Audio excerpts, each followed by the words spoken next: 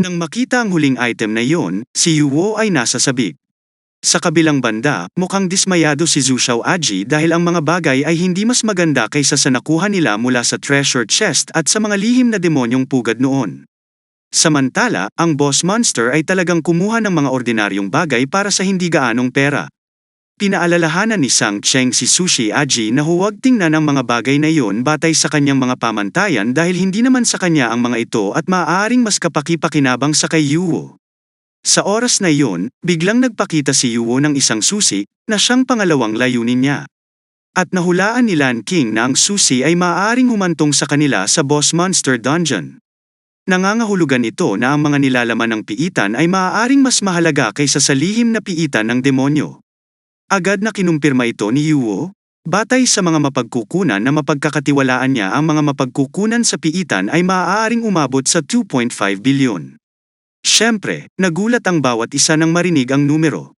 Nagulat ang bawat isa nang marinig ang napakalaking halaga. Kung makakuha sila ng ganoong halaga ng pera, hindi na nila kailangan pang magtrabaho muli sa natitirang bahagi ng kanilang buhay. Gayunpaman, mabilis na pinaalalahanan ni Zheng Cheng si Zuo Xiaojiang at paano dapat na maging pag-aari ni Yuo ang piitan, at hindi nila dapat panghimasukan at dapat pa nilang pakialaman. Kinumpirma ni Yuo, ngunit hindi pa makuha ang halaga. Sa kanyang puso, alam ni Yuo na sa kanyang kasalukuyang antas, hindi siya basta-basta makakapasok sa isang level 90 na piitan, kahit na maaari niyang gamitin sa ibang pagkakataon ang Shadow King account upang labanan ang level 90 boss monsters. Tiyak na magkakaroon ng maraming mataas na antas ng mga halimaw at antas ng mga boss na mababa sa piitan. Hindi siya magtatagumpay kung wala siyang makakalaban. Sa oras na iyon, magpapadala si Yuo ng 100 milyon para mapunta kay Lan King. Nagulat na lahat. Pinaalalahanan pa ni Sushi Aji si Yuo na huwag magbigay ng pera ng walang ingat kahit na marami siyang pera. Kinumpirma ko rin Zuo Xiao kay Yuo kung iyon ba ang intensyon mula sa simula matapos talunin ng boss. Kinumpirma agad ni Yuo na dati ay bibigyan niya sila ng 100 milyon bilang kapalit. Ngayon lang niya tinutupad ang pangako niya. At pagkatapos si Lan King ay pinaalalahanan sila na dati ay binigyan sila ni Yuo ng 70 milyon. Kaya bakit binigyan sila ni Yuo ngayon ng mas maraming pera? Hiniling ni Yuo kay Lan King at sa iba pa na tanggapin ang pera para sa kanya. Ang mga lihim na demonyo at mga lihim na pugad ng demonyo ay isang malaking kapalaran para sa kanila. Samantala, ang 100 milyon ay ang bayad na dati niyang ipinangako para sa boss monster. Samantala sina Suki Aji at Zuo Xiao ay dapat magtrabaho para sa boss. Siyempre, sobrang saya ni Sushi Aji at naantig.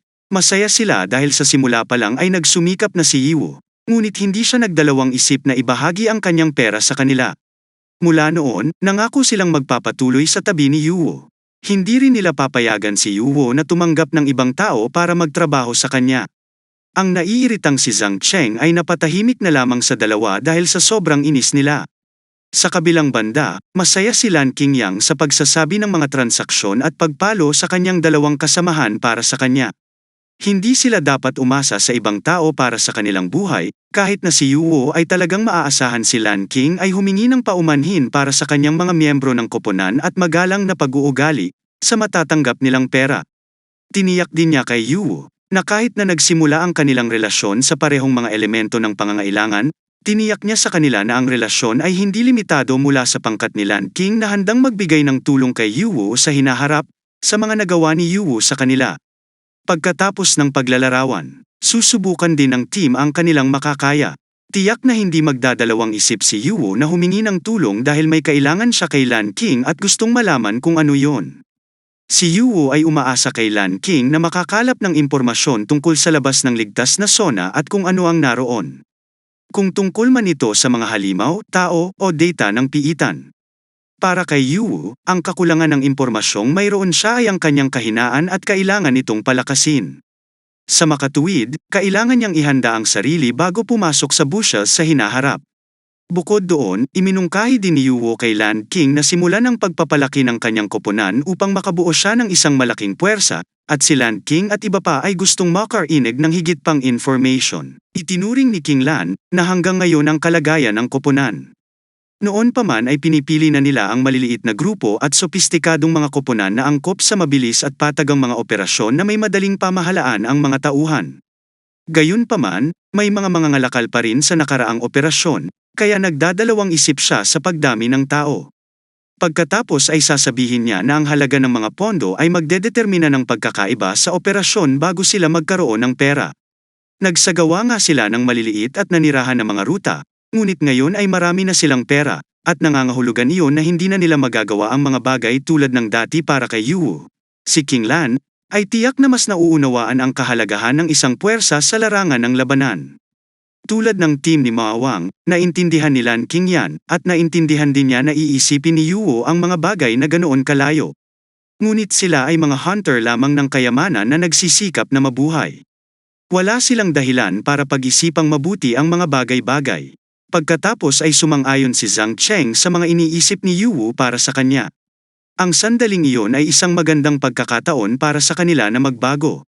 Nagsimula na ring sumang-ayon si Zhu Xiaji dahil sa mga kasalukuyang numero, hanggang 6 na tao lang ang kanilang nalabanan sa parehong antas ng maximum. Kung magpapatuloy iyon, mahirap makipagkumpetensya sa isang pangkat na may 10th katao.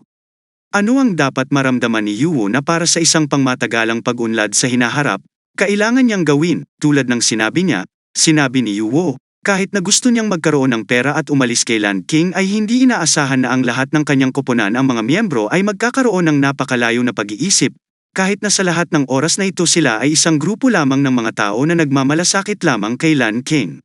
Siyempre, alam ni Lan King ang lahat ng pasasalamat ay kay Yuwu. Nakakatulong ito sa kanila na makakita ng ibang antas ng pananaw sa panahong ito. Napagtanto din ni Yuwu na hindi niya nagawang dalhin ang mga miyembro ng koponan sa isang mas mataas na antas, ngunit napagtanto niya na kahit nasa antas na iyon, hindi man nila matutulungan si Yuwu. Sa wakas ay pumayag na din si Lan King na gumamit ng 100 milyon bilang paunang kapital para sa pagsuporta kay Yuwu mula sa Dopang Xian team.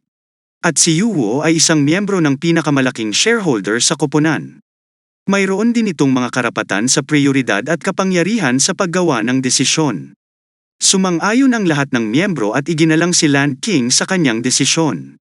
Kitang-kita ni Yuwu na matatawag silang lahat sa kanilang sarili bilang isang koponan. Ngayon, nakahinga siya ng maluwag dahil may malaking pangarap si Lan King sa kanyang puso. Pagkatapos ay ipinagkatiwala ni Yuwu ang battlefield upang mapunta si Haring An. Kailangan nilang maghiwalay doon. Hindi rin niya nakalimutang hilingin kay Lam Qingyan na makipag-ugnayan sa kanya anumang oras. Kumaway ang bawat isa habang sinasabi ni Yuwu na dapat mag-ingat ang bawat isa. Nagpaalam sila at siguradong mamimiss ang isa't isa. Ang sumunod na ginawa ni Yuwu ay makipag-ugnayan kay Yunfei at itanong kung nasaan sila. Nakahinga ng maluwag si Yunfei na sa wakas ay nakipag-ugnayan sa kanya ang kanyang kapatid. Sa kabila ng napakahirap makipag-ugnayan kay Yuwu, tapat at sinabi na sila ay nasa zonang kasama si Mismo. Nakahanap sila ng pansamantalang tirahan doon. Agad din siyang nagpadala kay Yuwu ng isang coordinate. Agad na tinungo ng lalaki ang kinaroroonan ng kanyang pamilya sa kanyang puso. Gumaan ang loob ni Yuwu dahil kaya niyang pagsamahin ang Royal Cloak at Royal Angel sa isang perpektong sirang pakpak ng anghel. Kahit na mayroon pa itong itinatago sa mga limitasyon ng oras, ang paglamig ay mas mabilis at medyo praktikal. Sa Zone 8 ng mamahaling apartment ng Hanmo Group, si Mismo ay nagsasalita tungkol sa sitwasyon ng panahon ng digmaan, na hindi pa ganap na neresolba kaya't makahanap na lamang siya ng ganoong bahay bilang pansamantalang tirahan. Napilitan si Yuwu na manatili ka doon. Pansamantala, ang sabi ni Yuwu ay ayos lang, kahit sa loob-loob niya, hindi ko rin maintindihan ang ibig sabihin ni Mismo, dahil nasa isang napakarangyang apartment sila. Hindi pa nakakita si Yuwu ng bahay na ganito kalawak at karangyas sa buong buhay niya. Tinanong ni Yunfei kung napanood ni Yuwu ang laban ng Boss Monster. Nakahinga siya ng maluwag na nakabalik si Yuwu ng ligtas dahil nakarinig siya ng mga alon na umabot ang dagandong mula sa Boss Monster sa Zone Sham. Nakaramdam siya ng labis na pag-aalala. Pagkatapos ay ipinakita ni Yuwu ang susi na nakuha niya mula sa Boss Monster at nagtanong kung sa tingin ni Yunfei ay nanonood lang siya. Hindi alam ni Yunfei at akala niya isa lang itong ordinaryong susi na ginto na hindi alam ang function. Sa kabilang banda, nagulat si Mismo dahil akala niya ito ay katulad ng sinabi ni Yuwu noon tungkol sa susi ng piitan na hinihingi sa Boss Monster. Natural na nagulat si Mismo sa kung paano na kay Yuwu na ang susi. Tinanong ni Yan Fei kung nagawang patay ni Yuwu ang Boss Monster. Tinanong din ni Yunfei kung nakayanan niya. Agad itong nakumpirma ni Yuo. Sa oras na iyon, tiyak na hindi sigurado ang mga bodyguard ni Miss Mo dahil sa pagkakaalam nila, si Miss Hugh mula sa Mag-ong team ang pinuno ng misyon. Sa pagkakataong iyon, batay sa individual na lakas, hindi kayang sakupin ni Yuo ang boss monster. Dahil ang top 5 combat power na mga tao ng Mag-ong team, hindi napigilan ni Yuo na tumawa.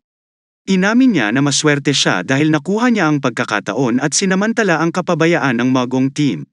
Hindi pa rin naniwala ang bodyguard ni Miss Moore dahil hindi magagamit ang pagkakataon at kapabayaan para talunin ang isang level 90 boss monster. Na-curious si Miss Mo kung gaano talaga kalakas ang itinatago ni Yuo. Pero syempre, iginagalang niya ang privacy ni Yuo, at wala siyang karapatang malaman pa. Gusto lang talagang marinig ni Miss Mo this time, dahil sinabi ni Yuo na makakatanggap si Miss Mo ng mas detalyadong ulat mamaya, kaya ayaw niyang pangunahan. Isa lang ang dapat malaman ni Miss Mo, na ang grupong Hanmo sa kasalukuyan ay tila target ng pambabatikos ng publiko. Ang Handmill at ang grupo ni Miss Mo ay hindi lamang tinarget ng grupong Huangzhen, kundi pati na rin ang grupong Tianchuan ay nagsimula ring magtaksil. Nagsimula ring magtaksil ang pinakamataas na grupo. Kahit na malakas ang grupong Hanmo, kung patuloy itong magkaaway kahit saan, natatakot si Yuo na baka isang araw ay may mangyari pang mas malala. Laking gulat ni Miss Mo nang marinig ang pagtataksil ng grupong Tanchong. Gayunpaman, sinabi niyang nahuhulaan niya ang pangkalahatang sitwasyon, kaya hindi kailangang mag-alala ni Yuo tungkol sa grupo ng Handmill na tiyak na mabubuo nila sa sarili nilang bilis. Gaano man ang pagbabago ng panlabas na kapaligiran, ang kanilang lakas lamang ang mahalaga. Gayunpaman, sa puso ni Miss Mo, na talagang napakalakas at mayabang ang external development strategy na binuo ng Board of Directors. Kaya't kung magpapatuloy ang ganito, malaking bagay ito sa pagkaantala ng ilang mga bagay. Kahit na maraming beses na niyang iminumungkahi sa Board of Director, walang nagseryosong tugon sa kaninag panukala. Sinabi rin ni Yuo na hindi siya nag-alala dahil bagong dating siya at bagong sali. Gayunpaman, talagang interesado siyang malaman ang mekanismo ng pamamahagi ng pagnakawan upang makita ang anumang mga bahid. Alam ni Yuo na dapat magkaroon ng pantay na pamamahagi sa pagitan ng mga grupo at koponan, ngunit sa kasalukuyang sitwasyon. Gusto niyang malaman kung paano niya ito dapat kalkulahin. Napagtanto ni Miss Mo na espesyal ang sitwasyon ni Yuo dahil hindi pa talaga siya nakapasok sa grupong Hemlock. Hindi pa talaga siya nakapasok sa handle group ng Handmill ng Mo Group. Hindi naglagay ng anumang impormasyon si Yuo tungkol sa team na gusto nilang buuin. Kaya sa pagkakataong ito ay hindi na kailangang ibigay ni Yuo ang anumang kita sa grupo, at lahat ay naging personal niyang pag-aari. Natuwa si Yunfei dahil ang ibig sabihin nito ay nakalikom si Yuo ng kabuuang 2.5 bilyon na halaga, at tiyak na napakalaking halaga yon. Siyempre, nagulat si Miss Mo, ngunit hindi masyadong nagulat sa ugali ni Yunfei para sa kanila. Ito ay isang napakaangkop na kombinasyon sa pamilya. Maiintindihan rin kaagad ni Miss Mo, ngunit susundin niya ang mga patakaran. Siya ang magkusa na ibigay ang kalahati ng mga nalikom. Natarante si Miss Mo dahil hindi na niya kailangang gawin yon. Tsaka alam ni Miss Mo na si Yuo ay isang taong mahilig talaga sa pera. Kaya bakit siya gagawa ng inisyatiba na ibahagi ang kita sa kumpanya? Ipapakita ni Yuo ang dalawang dahilan sa oras na iyon. Una, hindi siya dapat masyadong gaaman bilang isang tao, kahit na gusto niya talaga ang pera dahil pinili niyang sumali sa grupo ng Handmill, dapat siyang kumilos ayon sa mga patakaran. Gayunpaman, sa pagkakataong ito ay kinuha niya ang boss monster mula sa koponan ng Muggans. Ayaw niyang maging kaaway ng grupo. Pagkatapos, dahil ang Wengi team natin ay magiging bahagi ng kapangyarihan ng Handmill Group, hindi na kailangang sirain ni Miss Mo ang kanyang katayuan at pagmamalaki sa grupo para sa direktang pakinabang. Kinakay ni Yuho ang lahat ng iyon para kay Miss Mo at nabigla ang babae. Tinanggap naman ito ng babae. Sinabi rin ni Miss Mo na ngayong may sariling plano si Yuho, hindi na niya ito pipigilan. Gustong malaman ni Yuho kung dapat niyang ibigay ang pera ngayon, ngunit agad itong iniwasan ni Miss Mo. Hiniling niya kay Yuho na huwag magmadali dahil mamaya ay mayroong isang espesyal na departamento ng pagsusuri na magkalkula ng mga kita. Ngunit magkakaroon si Yuho ng dalawang pagpipilian. Una, maaari niyang ibigay kaagad ang lahat ng resulta, kabilang ang dungeon domain key sa grupo, at magbabayad ng 50% ng kabuoang nakuha. Ang hakbang na ito ay napakadali at ligtas dahil hindi kailangang mag-alala tungkol sa anumang bagay at kailangan lang maghintay para makuha ang pera. Pangalawa, maaari ibigay ang 50% ng araw upang itakda sa simula at pagkatapos ay pumasok sa piitan upang mangolekta ng mga mapagkukunan. Kung lumalabas na makakakuha ka ng higit sa halagang ito, kailangan lang niyang magbayad. Ayon sa naunang napagkasunduan na halaga, ang pamamaraang ito ay puno ng kawalan ng katiyakan at panganib. Hindi na magdadalawang isip si Yuo. Dahil pipiliin niya ang pangalawang paraan. Tiwala siya sa kanyang mga kakayahan, kaya kung mas malaki ang panganib, mas mataas ang kita. Natural na naiintindihan ni Miss Mo. Dahil ang pagpipiliang iyon ay talagang ang pinakaangkop para kay Yuo, na hiniling ni Miss Mo, ibigay ni Yuo ang lahat sa kanya at umalis. Doon bago umalis, sinabi ni Miss Mo kay Yuo na ayon sa kapakanan ng grupo, si Yuo at ang kanilang pamilya ay maaaring lumipat ng kanyang sariling 3, 4, 5, o 6 na mas ligtas kaysa sa Zone 8. Tinanong niya kung gusto niyang pumunta dahil kung pupunta siya, magpapadala si Miss Mo ng susando sa kanya. Na tila hindi pa interesadong gumalaw si Yuo, dahil pagkatapos na dumaan sa ganoong malaking labanan, tiyak na hindi gagalaw ang mga halimaw sa oras na ito. Sa bagay, may mga kaibigan siya sa Zone 9 at ang Zone 8 ay isang lugar na hindi masyadong malayo. Pag-uusapan niyon ni Yuo mamaya. Gayunpaman, sa kanyang isip, ang pinakamahalagang bagay ay huwag masyadong lumapit sa gitna ng grupo dahil hindi maganda ang labis na pagbabantay na maaring limitahan ang kalayaan. Ginagalang ni Miss Mo ang desisyon ni Yuo. Hiniling lang niya na bigyan siya ng balita ni Yuo kung balak niyang lumipat. Isa pa, gustong sabihin ni Miss Mo na binigyan din niya siya ng work card na nagpapahintulot sa kanya na malayang maglakbay sa pagitan ng mga zone, na tiyak na magiging kapaki-pakinabang para sa kanyang pang-araw-araw na pangangailangan. At likas na nagpapasalamat si Yuo sa karunungan ni Miss Mo, dahil talagang kapaki-pakinabang kay Yuo ang card. Tinukso ni Yanfei si Miss Mo, na tila nag-aatubili na umalis sa apartment at nag-alok pa na magdamag. Ngunit mabilis na tumanggi si Miss Mo. Pagkatapos nito, nakipag-usap si Yuo sa kanyang mga magulang tungkol sa kailangan niyang manatili sa Zone 8. Para sa ilang personal na layunin. Hindi niya sila dadalhin sa mas maayos at mas ligtas na lugar sa ngayon. Sinabi ng ama na susuportahan niya ang desisyon ng kanyang anak ng walang kondisyon. At ganoon din ang ina, sinabi rin ni nanay na medyo maganda ang pansamantalang paninirahan doon. Dahil hindi naisip ni Yuo na habang buhay silang makakatira sa ganoong klaseng bahay. Ang nakapagpahirap lang sa kanya ay napakalaki ng bahay para linisin. Agad namang pinakiusapan ni Nana ang kanyang ina na iabot sa kanya ang maliliit na bagay na ganyan. Idinagdag ni Yunfei na nasaan man sila basta ang buong pamilya ay magkakasama ay iyon ang pinakamagandang tahanan. Kinumpirma agad ito ni Nana, kahit sa loob-loob ay naiinis talaga at gusto ko pang mamatay si Yuo. Natuwa si Aiwu dahil ito ang laban niya. Kamakailan lamang, maraming tao ang nag-iisip na ang pamilya ay isang hadlang lamang. Kaya pinili nilang mamuhay ng mag-isa sa daan. Gayunpaman, napakaswerte ni Yuo dahil ipinanganak siya sa isang masayang pamilya. Gagawin niya ang lahat para maprotektahan ang kaligayahang iyon. Kinailangan niyang gawin, at malinaw na hindi yun ang huling layunin, kahit na siya ay kasalukuyang nasa grupo ng handmill. Kung nagtagumpay siya sa pagbuo ng isang matibay na kuta, ang lugar na iyon ay maaaring maging tunay na kinabukasan ng kanyang pamilya. Noong panahong iyon, tinawagan ni Yuo si Wise. Gusto niyang makita ang blueprint ng kuta at simulan ang pagsusuri nito. Nais niyang malaman kung magkano ang magagastos upang malikha ang hinaharap na gusto niya. Habang pinamamahala ang pag-aralan ang blueprint ng kuta, ngunit ang sitwasyon ay hindi gaanong favorable. Si Yuo na gustong marinig ang problema, bakit iyon ay nagpapaliwanag na ang blueprint na lokasyon ay nangangailangan ng hindi bababa sa antas 40 o binuo. Gayunpaman, para kay Yuo, hindi ito mahirap dahil nakuha na niya ang susi ng piitan mula sa Black Tiger Army Group, na level 40 dati. Nagdadalawang isip pa siyang buksan ito pero may silbi pala. Ngayon ay ipinagpatuloy na ito lamang ang unang hakbang. Dahil sa susunod ay gagastos siya ng 5 bilyon upang maitayo ang buong kuta. Siyempre, labis na nagulat si Yuo sa nominal na halaga at naghinala na ang kuta na ito ay tunay na maalamat. Ipinagpatuloy ni Wise na ito ay isang usapin lamang ng pera at hindi na pag-usapan ang tungkol sa maraming mga bihirang bagay at materyales na hindi na muna pag-uusapan upang hindi masiraan ng loob si Yuo. Inis na inis si Yuwu dahil nawala na nga ang ilan sa kanyang sigla. Akala niya sapat na ang perang nakuha niya sa pagkatalo sa boss monster, pero mukhang hindi pa.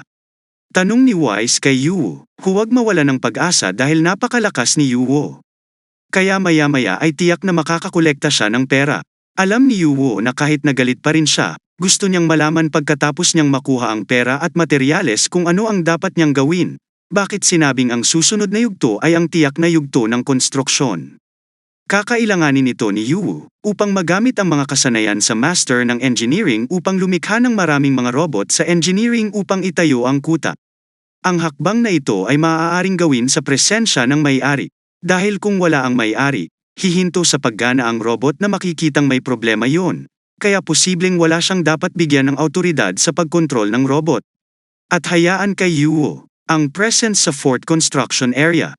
Sinabi ni Wise na ito ay isang magandang ideya dahil si Nana ay nilikha din ni Yuwu.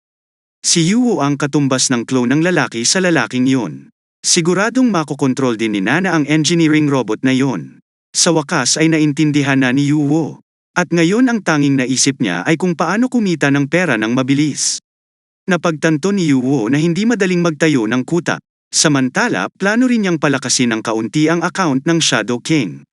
Mukhang kailangan niya munang ipagpaliban ang pagtatayo ng kuta.